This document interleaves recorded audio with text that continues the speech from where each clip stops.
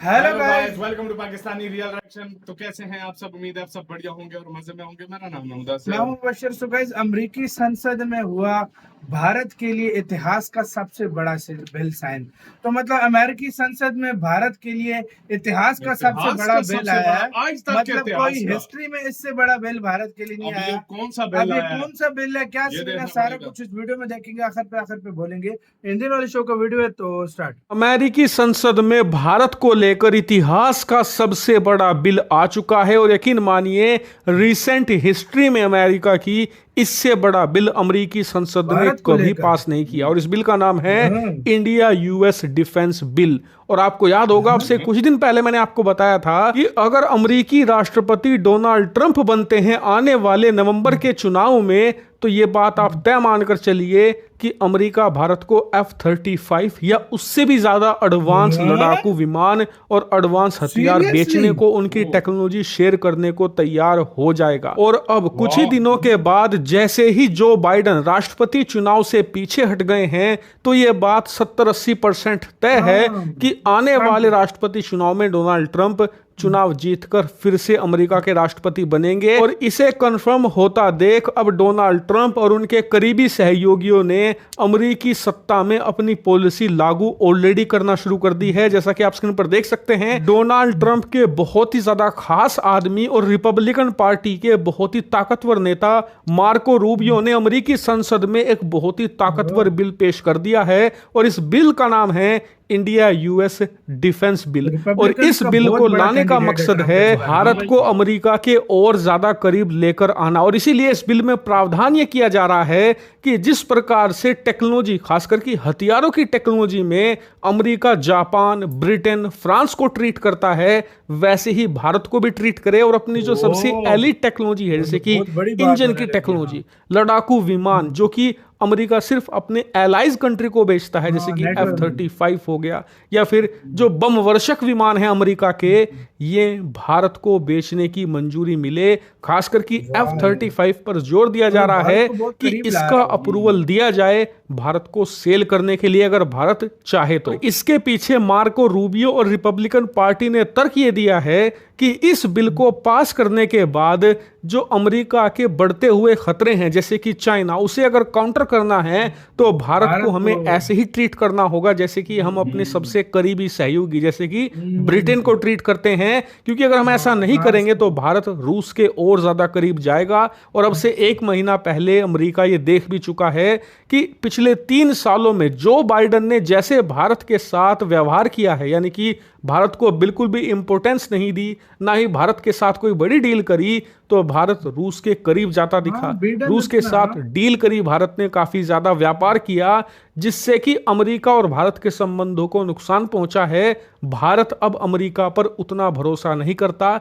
इस भरोसे को दोबारा कायम करने का काम करेगा ये डिफेंस बिल। लेकिन इस बिल में F-35 की जितनी चर्चा हो रही है उससे 10 गुना चर्चा होनी चाहिए डिफेंस टेक्नोलॉजी की। दरअसल आप जानते ही हैं कि पिछले कुछ समय में हमने देखा है कि भारत की डिफेंस इंडस्ट्री और भारत के पुराने हथियार किस तरीके से जूझ रहे हैं। हमें इन पुराने हथियारों को रिप्लेस करना है, लेकिन हम चाहते हैं कि जितने भी हम हथियार हटाएं सेना से पुराने, उनमें 80-90% मेड इन इंडिया हो, यानी कि भारतीय कंपनियों द्वारा बनाए गए हों या फिर भारत में बने। और इसके लिए हमें चाहिए ज्यादा से ज्यादा हथियारों की टेक्नोलॉजी, क्योंकि आपने देखा है पिछले कुछ समय में हमने जितने भी अपने खुद के प्रोजेक्ट स्टार्ट किए थे, चाहे वो एमका लड़ाकू विमान हो, ओरा स्टेल्थ ड्रोन हो, सबके प्रोजेक्ट डिले होते जा रहे हैं।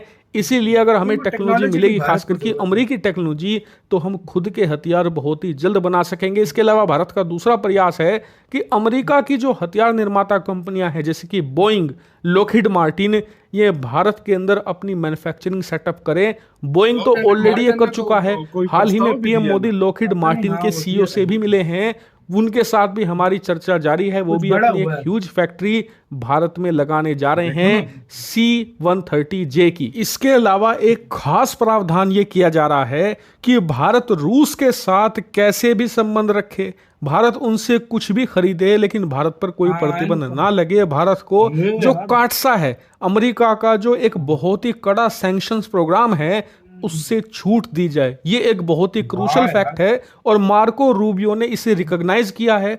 उन्हें पता है कि भारत रूस को कभी नहीं छोड़ने वाला, ये भारत के हित में ही नहीं है। क्योंकि अगर चाइना को काउंटर करना है तो ये बात हमें इंश्योर करके रखनी होगी कि रूस कभी भी पूरी तरीके से चीन के पाले में ना चला जाए, क्योंकि भारत रूस और चीन को अलग रखने की एक चाबी की तरह है जो कभी इन्हें एक नहीं होने दे सकती। इसीलिए भारत को यह छूट दी जाए कि भारत के कभी भी रूस के साथ डील करने पर, संबंध रखने पर क्वेश्चन ना किया जाए। और इसीलिए यह बिल हर तरीके से भारत के हित में है, और अगर यह पास होता है, जिसके बहुत ही हाई चांसेस हैं, तो ऐसी स्थिति में यह भारत के लिए एक ऐतिहासिक और बहुत बड़ी जीत के तौर पर देखा जाएगा, जो भारत को हर लिहाज से फायदा पहुंचाएगा। हालांकि आपका इस पर अलग ओपिनियन हो सकता है, जो भी है कमेंट करके जरूर बताइएगा, हम इस पर डिस्कशन जरूर करेंगे। इसी के साथ हुई यार वीडियो खत्म यार। इस टाइम भारत की सारी जो 10 की 10 उंगलियां वो घी के अंदर है भाई। भारत कुछ भी करे, भारत यार ऐसी गेम भारत कर रहा है जो भाई हर कुछ भारत के हक में ही हो रहा है यार। देखो इसमें कोई डाउट नहीं है। कितनी बड़ी ये डील है, कितना बड़ा ये बिल पास होने जा रहा है यूएस की संसद में भाई साहब। आप भाई ये इसकी महत्व समझो तो बहुत बड़ा महत्व है। और अगर ट्रम्प आ गया ना तो हाँ, सबको पता है टेक्नोलॉजी भारत को अगर मिल गई, भारत फौरन अपने वेपन्स बनाएगा। बिल्कुल भारत उनसे F-35 ये चीजें ले सकता है। टेक्नोलॉजी ले ली तो हाँ। फिर तुम्हें पता है फिर पीछे रह क्या गया। वही तो, फिर तो समझो सब कुछ भारत उनसे F-35 ये सारे इंजन बनाएगा अपने जेट के लिए, इंजन उधर ही तैयार करेगा। खुद इंजन बना सकता है भारत। इस बात से उनसे इंजन ले सकता है, है। बहुत बड़ी बात है। और मजे की बात, रूस से कुछ भी ले भारत को कोई पंगा ही नहीं यार, होगा इसमें कोई शक नहीं है, ये बात सच है। और यार ये सब मानोगे, अगर फुल चाइना के पाले में चला गया रशिया, ये दुनिया का कोई देश भी नहीं चाहेगा।